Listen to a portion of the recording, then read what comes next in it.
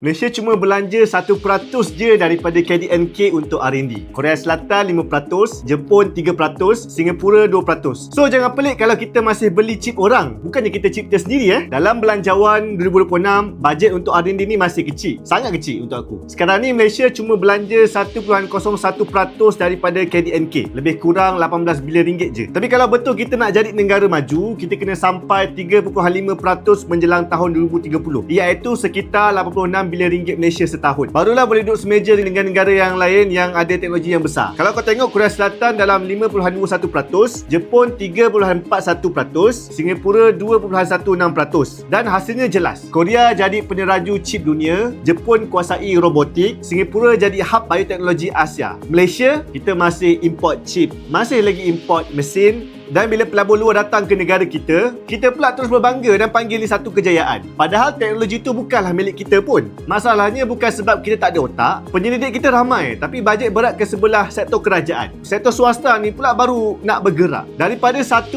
juta syarikat yang aktif, cuma 0.25% je yang buat R&D. Lagi 99 lagi, tunggu orang lain pula cipta dulu. Dan barulah kita nak tiru. Itulah kita Malaysia. Kalau mindset ni tak ubah, kita akan terus jadi pengguna selama-lamanya dan bukannya pencipta ataupun innovator. R&D ni bukanlah kos, tapi sebenarnya adalah pelaburan masa depan. Negara yang berani labur hari ini, esok dia akan jual teknologi. Kalau betul kerajaan nak Malaysia jadi negara yang berteknologi tinggi, bajet R&D tak boleh lagi jadi nota kaki dalam bajet. Dia kena jadi teras utama. Sebab masa depan tak tunggu orang yang sekadar pakai, dia tunggu orang yang berani cipta.